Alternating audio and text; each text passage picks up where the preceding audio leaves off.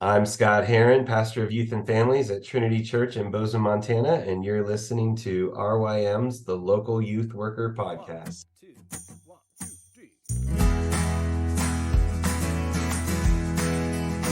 Hey everybody, welcome back to another episode. I'm here with Scott Herron. Scott, how's it going? Good, John. It's good to see you. Yeah, good to see you too. So Scott, it's been just a little while since you've been on the podcast, so why don't you remind our listeners where you're joining us from? Yeah, thanks. So it has been a while, and I am in Bozeman, Montana. As I said in the beginning there, the intro, I'm the associate pastor of youth and families at Trinity Church here in Bozeman. Yeah, and remind me, how long have you been there now? So I just finished my 10th year. This is my 11th. We just started our 11th year of student ministry. Okay. And I know in just a little bit, we're going to talk about retreats and just some interesting thoughts that you've had and just ways in which you're going about teaching students. But before we do that, why don't we talk just what you're currently teaching your students? I know it's always helpful for me to hear just other youth workers, what they're teaching, kind of just different strategies. I know right now you're currently teaching adults as well as students. So why don't you talk maybe about adults first and some of what you're doing there? Sure. Yeah. So because I'm an associate pastor, there's a lot of different roles, a lot of different hats I wear in addition to the youth, just strictly the youth program. And one of them is the privilege of occasionally teaching in our adult discipleship classes. And those run on Sunday mornings in between the services. And this fall, I'm teaching a class that I've called Cultural Lies and Biblical Truth. And my goal was my goal was to attack families that engage in club sports. But I didn't feel like that was very Christ-like, and probably not a good idea. And especially since I just used the word attack. But I just seeing concerns about how we don't realize when we've bought into the language and the cultural values around us, and sometimes we need just kind of an awakening of sorts. I think I just heard Walt Mueller on his podcast say that the discernment is knowing the difference between what is right and what is a little bit right.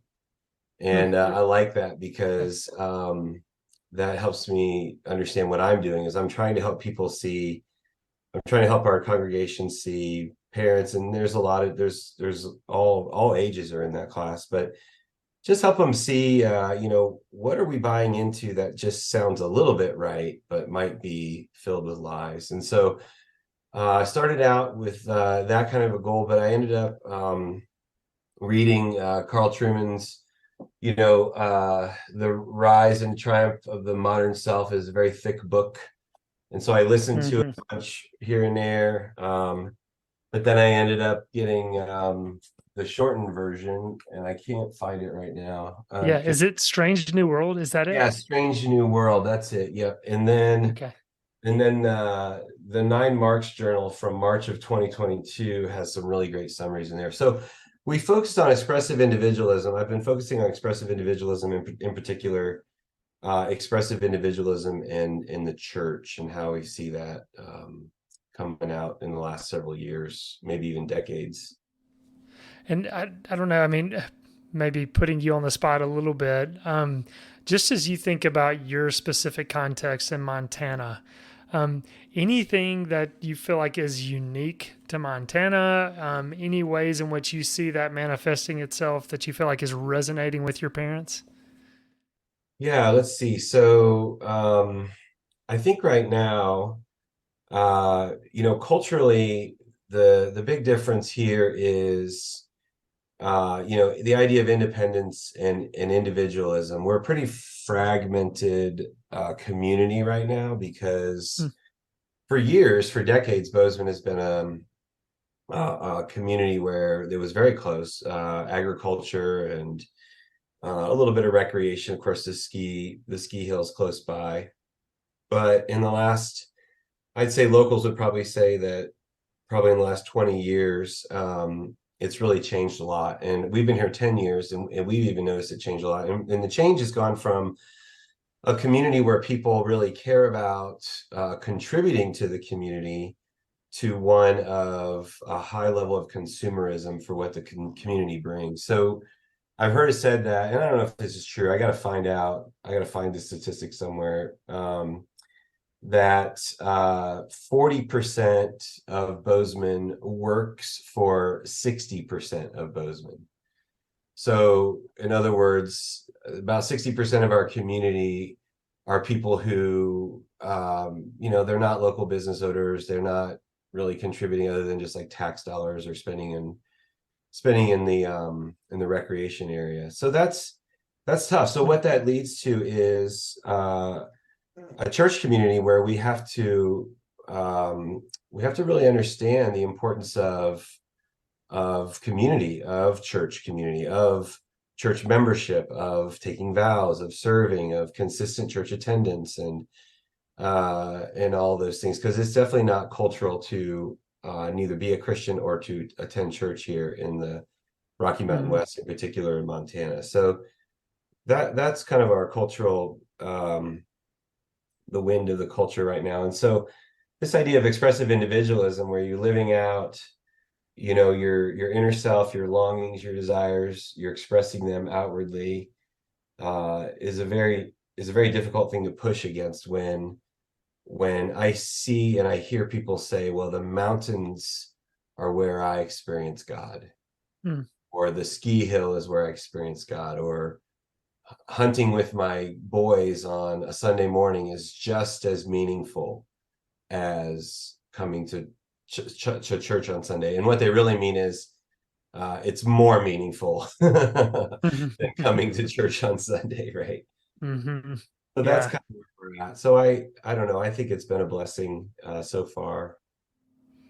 yeah. No, I mean that sounds really good, and also sounds really challenging. I mean, because obviously it's going to be stepping on some toes, but that's needed for sure. So just yeah, apology for doing that. That can be a very difficult task. But that's part of what we're called to as believers, but definitely those in ministry. I know we're going to be taking a break in just a minute, but why don't you tell us a little bit too of what you're teaching students currently, and a little bit about this series that you're doing.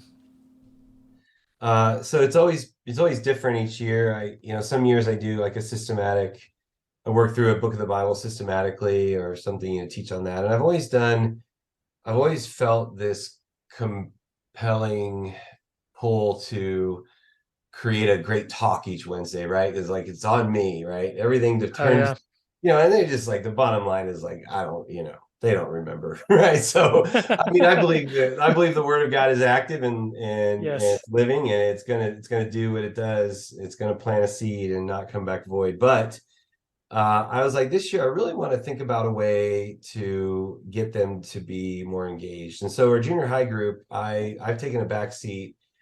I'm not teaching to them formally as a group, and we're actually doing Church 101, which was Oh, on nice. from RYM. And I think Linda was a big part of writing that one. She But did. And so, just to interject on that for our listeners who may not know, Church 101 is a free Bible study you can download, and I'll put that in the show notes. People can check that out. But yes, Linda Oliver wrote that. So, yeah, be sure to check that out. So, go ahead, Scott. Quick infomercial. yeah, Do an infomercial is right. Yeah, he didn't pay me to that. infomercial. So we're doing that. So I've handed that task over to our small group leaders. So they're really being challenged this year to so we eat dinner together, and then they spread out with their little kiddos, and they go through that curriculum. And I've challenged them to, really study it, get to know it, and then come up with one big main point that they need to kids to take home with them, and then challenge them to remember that next week. So I think that that's going well. And we have high school kids leading those junior high groups for the most part. And so it's a really good opportunity for them to grow in their relationship with the Lord too. So I really like it. So that's one less prep for me. And I get to enjoy the junior high kids a little more than normal. So And then the other is with the high school, I'm doing the same idea, the culturalized biblical truth, and I'm showing them reels, maybe a reel that they'd see on TikTok or Instagram, and it's like I mentioned earlier, it's a partly true statement, whatever the reel is teaching us. So, like for example, first week we did one where this girl is hiking and it looks like she lives this, travel life of beauty and wonder, and you hear this quote in the background that says, one of the things I'll never forget is, and I heard this quote a long time ago, is that if you love something, it doesn't have to make sense to anybody else, right? And Mm. so on the surface, like that sounds really good, right? Like, oh yeah, well, if I have a creepy doll collection, it doesn't have to make sense to anybody else, or whatever it is, right? But the way that phrase is being taken is, I get to live my life how I want, and you need to affirm it, right? Mm. So, and then we dig into, so I'm presenting this idea, and then we have discussion in the large group, and so I tell them in groups of two or three, discuss this question, and I give them about 20 seconds, and then I'll go around and ask questions, ask for their answers, and then I'll teach a little bit more, and then I'll do that again. Okay, in groups of two or three, answer this question, and then they'll respond, and what I've noticed is that if you're listening and you're a youth pastor, this is when you're about 10 minutes into the talk on a normal night and all their faces are just staring at the wall or the ceiling, and they're just like, what was he saying? So it kind of, I like it. It's been regrouping them and Mm. building that energy back up, and they're talking to one another, and they're doing a good job with it. And I've heard really good things from our small group leaders in terms of discussion. So that's what we've been doing this semester.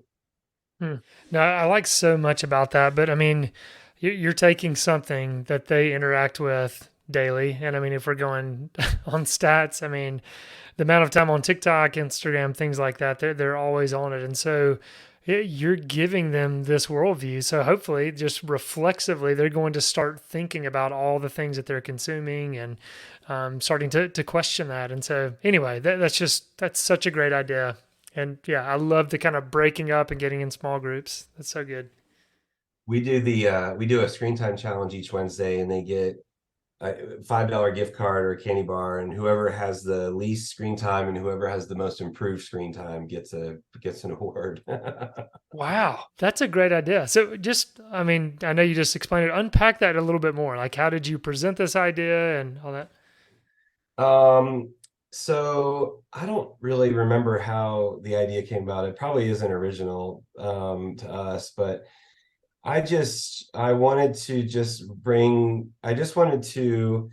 remind them of the importance of, you know, excuse me, the importance of understanding how their phones work and how they affect them, and so it's like, hey, let's do a screen time challenge and let's see who has the lowest number. But the problem is the same kids have been winning, and so I've started to pick different.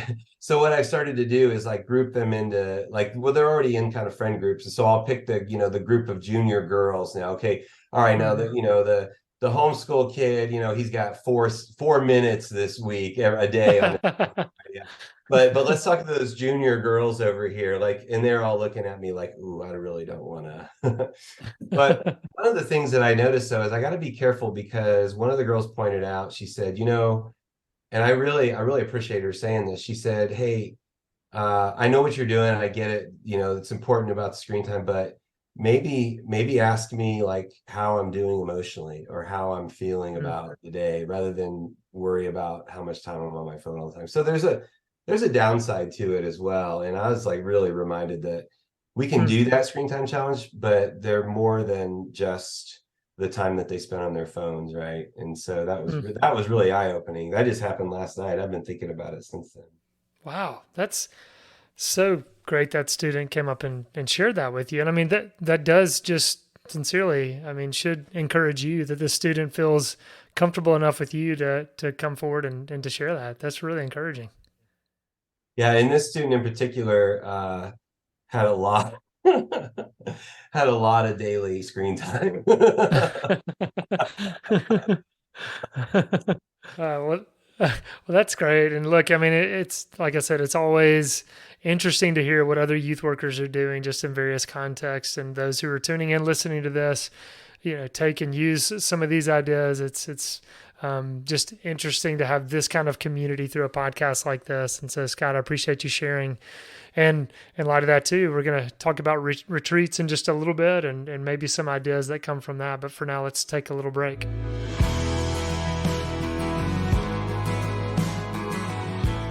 All right. I'm here with Scott Herron. Scott, if people listen to this podcast, they're aware that I say this kind of thing periodically, but this is one of those selfish podcasts where I get to just catch up with one of my friends. And so Right. it's Sure. it's good. It's good just to see you and talk ministry. And I know you and I at the end of I think it was end of our summer with summer conferences, you and I got to have a phone call and we were kind of catching up a little bit and talking about ministry, and you were talking about retreats. Mhm. And we just, yeah, got into some interesting conversations about some different thoughts on retreats and how to approach Yeah. teaching on retreats. And so maybe just kind of start there of just kind of some of the origins of your thinking about trying to modify how you did retreats a little bit. Yeah, thanks, John. You know, there's so many ways to look at this and so many ways to serve our teens, our community in the idea of retreats. So I took students, I think it was 5 summers to the RYM conference in Colorado, and every year it was just fantastic. The kids loved it. They made friends. The teaching's always been fantastic. The location, everything about it was wonderful.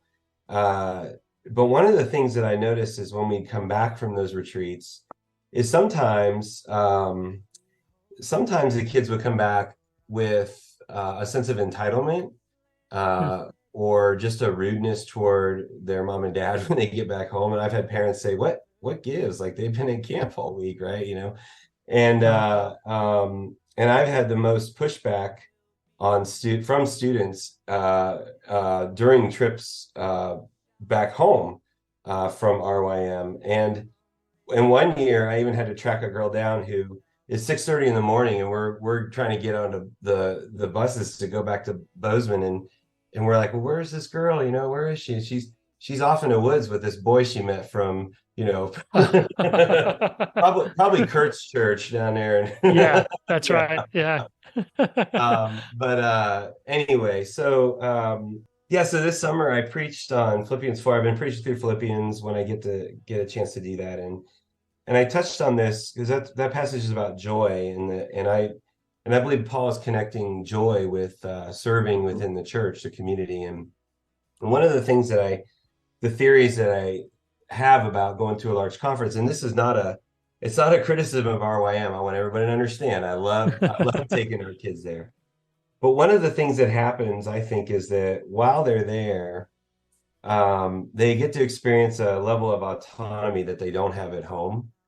Hmm. They don't have to do their laundry. They don't have to clean up from dinner. They don't have to really serve in any way at all.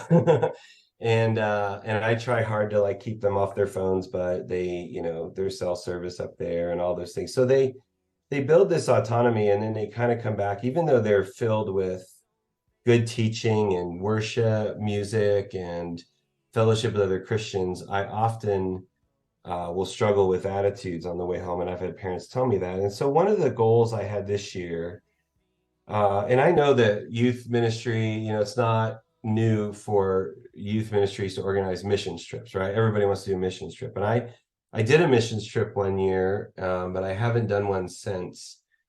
And I know that um, that's a spot in our ministry that needs to grow. It's an area that we need to do better at. But I think one of my goals for our students is for them to just learn what it means to live a lifestyle of service and not just do the missions trip here and there and get the emotional high, but to really serve when nobody cares and they're not really excited about you being there. And so we partnered with another church here in Montana. It's called Great Plains Gathering. It's a PCA church in Billings. This was planted by Josh Charette. He's planted this church as a Native American plant, and it's probably 65 to 70% Native American. And they just have a very different culture than we do in Hmm. Billings. And I wanted to bring them and our church together. We partner with them in a winter retreat too, but I wanted it just to be us. And so we found a spot up in the mountains, in the Absaroka Mountains, and we created a curriculum, well, a schedule for the kids to participate in, cooking the meals, helping plan out the day's events, giving them some responsibilities here and there. And I'd say it went pretty well. Now, did we solve all the problems of entitlement and selfishness? Not at all. Not at all. The unity that we saw between the two churches and the kids just playing together and having such a good time was pretty impactful. And one, I know one point of success was there was a teenage boy and he was helping us clean up after dinner. And he said, "Well, what do you want me to do?" I was like, "Well, clean off that table and wipe it down." He's like, "Oh, I don't know how to do that." Like, we'll just figure it out, right? So he learned how to do some dishes and wipe down tables, and it was There you good. go. So So that was our when you, goal. sorry, I interrupted you. I'm curious when you say cooking the meals. I mean, talk a little bit more about that. How, did you guys come up with kind of a meal plan? Here's what we're going to cook, and then you just assigned. Yeah, talk to us a little bit about that. That's exactly what we did. We decided what meals we were going to cook the first night. So we cooked the first night, Great Plains Gathering did the second night, and then we did the third night. And we just divvied up the kids into jobs for each of those meals, both preparing and then cleaning up afterwards. So, and we wanted them to present it in a way that we were being hospitable toward the other church, Hmm. inviting them in. So That's awesome, man. That's really cool. yeah, I really Yeah, I liked mean, it. It was a lot more work and planning on the front end, but I really, we all as leaders, we sat back and talked about it after we were done, and like, what do we value most in these retreats? And yeah, the teaching was great and the worship music was great and singing, but I think that helping these children understand they are the church. They are part of the church. We need them to serve in the church. We need them to understand that the church loves them. And our other pastor, Brian, he's preaching in Revelation, and he used a quote from the Great De-Churching, if you've heard that book referenced hmm. recently, Oh yeah. and just how just the endless statistics on the faithfulness of believers who stay committed to regular worship and serving and membership at the local church. It's just unbelievable. Marriages are better, Mm. uh, parenting routines are better, they're happier, there's more joy in their lives, and that's what I'm trying to emulate for these kiddos, right? Hmm. Yeah. Curious, how did they react after they were cooking and they were serving and kind of post retreat even? Have you heard some feedback? I just heard that everybody said that the kids came back and said they loved it and they had a good time. So, but I didn't have any real pushback during the week. We were also in an area that didn't have any internet access at all, so that was really No. helpful. Was that an accident or was that No, intentional? that Do you was on think? purpose. Yeah, yeah. And I think Yeah. moving forward, I think every time we do a retreat, even at RYM, I'm going to require their phones to be not of use. We just all need Hmm. a break from that. But Yeah. we'd And love to come back to Colorado. We're looking at that maybe next year. We'll see. yeah. No, I think that's a good thing for sure. We had some kind of electronic device policy that we came up with, and it always, I mean, it students did end up liking it. Yes, there's Yeah. arguments, there's push Yeah. back, but at the same time, there's also a lot of fruit from it, and I feel like they would typically come around to enjoying it and kind of admitting that. Right. So I think that's a good thing. And Scott, remind me too. Didn't you say you did some different kind of teaching, like even activities that were Yeah, teaching that's or right. engaging in some kind of craft? Is that right? Yeah, that's right. I forgot about that. So we decided we really wanted to, you know, I guess create an opportunity for the kids to learn a skill of some kind. Um, Skill building is really important. You know, it's good for your brain development and interest in the world and wonder and beauty and things like that. And it also is really good for these kids to see us as not as pastors and as youth workers as more than just that. Like we're also normal people who have things that we love to do. And Mm-hmm. so we split up. We had four classes, and we rotated them in hour long classes. So the kids could pick one class to go to the first hour and then pick another class to go to the second hour. And it what we didn't want it to be informational. We wanted it to be um an opportunity for them to do something, right? Um and so the one class was really neat. There was I think he's an elder at Great Plains Gathering.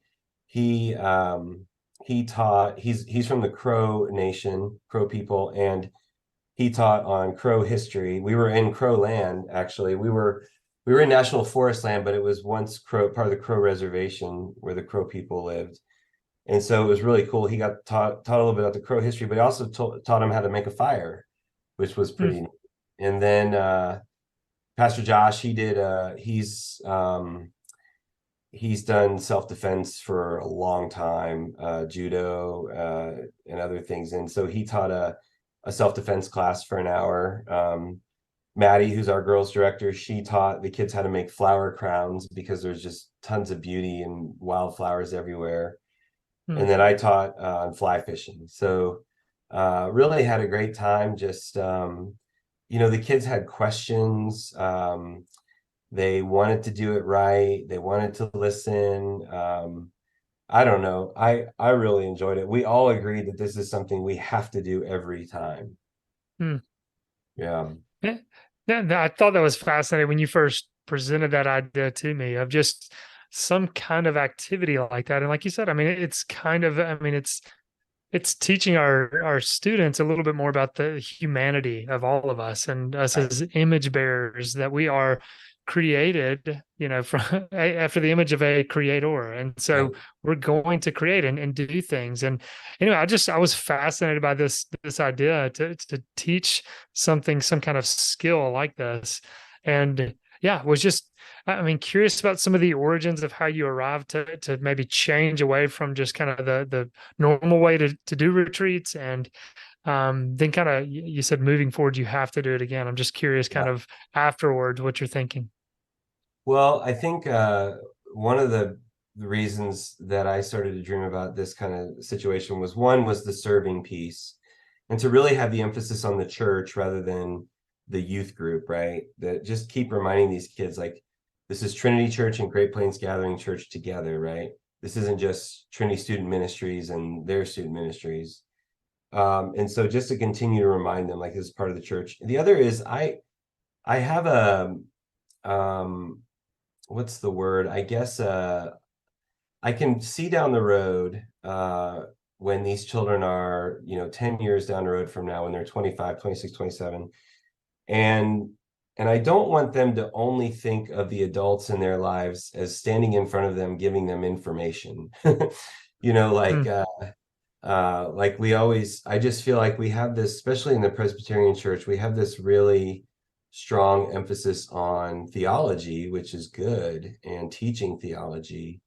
But I wonder if there's a way to incorporate, kind of come in the back door, I guess, with the theology. So, in other words, like for the flower crowns, just beauty, right? Just talk about beauty and why, some of the boys, it was so funny. Some of the teenage boys were like, I'm gonna go do flower crowns, and of course they did self-defense too, right? So they did that, and Just then they did to flower. balance it out, right? Exactly. And then also, Josh was teaching the self-defense. He's like, the importance of getting technique down and discipline. And man, those are important things to learn as a believer, like discipline, right? Hmm. Fly fishing, rhythm. You have to have rhythm. You have to be patient. I introduced that class and I said, have you ever done anything? Have you ever tried a new activity or skill in your life that you were just terrible at and you hated it and you just decided you were never going to do it again? Well, welcome to fly fishing. But we did get a kid, and so we got to see like one kid, he ended up catching a fish and it was like it was just really cool to watch. He's like, Hmm. I don't know. So it's not that we didn't come at it and then say, now everybody gather around and this is what, this is the Ordo Salutis and this is how we just taught you about the Ordo Salutis, or, we did that. But beauty, wonder, patience, imagination, um, just to get them to consider the land they were on and the people that went before them and things like that. All those have theological implications. So maybe someday when they're sitting in church and their pastor does talk about the importance of discipline, they remember, oh yeah, I did that self-defense class and then that got me involved in karate. And I remember that he Hmm. said, you have to do this over and over and over and over and over again, right? I don't know. Hmm. That's just kind Yeah. of, rather than just assuming that the kids want to hear what we have presented to teach them, right? Hmm. Yeah. No, I think it's so interesting. And I mean, in a lot of ways, it's just kind of emphasizing general revelation to them and Yeah. the Lord teaching lessons through just kind of everyday activity and, like you said, the beauty of creation. So you said moving forward, you have to do this again. I'd love to hear just kind of some of the conversations with students as well as some of those that were leading some of these classes. Just thoughts on why you think you're going to continue to do something like this. Yeah, the students they really had great feedback. They just loved it. They loved the fact that they got to choose. Teenagers really love that when they do need some autonomy. I said earlier, that one of the dangers of a large conference was the autonomy, but they do need autonomy. They need to make their own choices. And so I think the opportunity for them to choose the different classes was important to them. I also think that there wasn't anything really expected of them other than just um, enjoying it and enjoying it with their friends. But the reason that we said we need to do it going forward is I think that the other thing that it brought was just a unifying presence to the group, rather than everybody just having all the choices to do whatever they want with their free time. They still had a choice, but yet they also had a choice with a group. So instead of just like, I'm going to go do this by myself, or I'm going to go I'm going to go sit in my bunk and watch, scroll through social media or something. They had to make those choices based on the community, which I think was important. So for some reason, guess I'd have to think about it a little bit more, and we need to regroup and talk about it again. But it brought a really a unifying sense to the it brought in that community feel that I was looking for in terms of the church. Hmm. Yeah. No, I just again, I sound like a broken record. I just think it's fascinating to try something different like this, and for those youth leaders listening out there, I just think sometimes we can get just kind of, I mean, stuck in our ways. I don't know. I mean, tradition Yeah. can be a good thing. I don't want to just totally bash that. But to try to kind of reevaluate some of what we're doing and just kind of Yeah. think outside the box a little bit and think about how broad the idea of God's kingdom is, and that there are Mhm. a lot of aspects to that sometimes we actually overlook when we're, like you said, just sitting and lecturing. And we want to continue to say, we're all about opening up the word, teaching from it, Right. expository, preaching and teaching through books of the Bible, all of that. But there's there's a lot of different ways in which we can teach theology. And anyway, I just thought that was such a good idea. And I know Yeah. we're about to close this out, but Scott, I'd love for you to just kind of respond to that and any other thoughts that you have. Just that, yeah, as you were talking, you made me think that, one of the things that we really want our kids to do, and I don't think kids really do this with youth ministry, maybe some of them that are doing it better than we are, but I don't see kids like take pride in their community, like their church community. Like I was thinking about it, the Boy Scouts, Girl Scouts, when they take kids out there and they're doing the same kind of stuff, they're teaching them, but they're teaching them through doing something. They take pride in that. Kids really take pride in getting the next badge or the next level up in those communities, and they do the same with sports. But I think a lot of times our kids are just, oh well, youth group is a thing that I go to, and they love it, and they know it's their community. But I think what it did is it helped them understand, like they're really thankful. They were really thankful that we were going to do something like that instead of just, the normal, like, breakout session, go to this class, go to that class, do that. So it was just a little different. And I felt that we can do that in youth ministry. The cuffs are kind of off when it comes to being creative, when it comes to retreats and things like that. So Yeah, no, for sure. Scott, look, thanks again for just your faithful labors at your church and at Trinity and Bozeman, and just thank you for taking the time to come on today and share some of what you've been doing out there.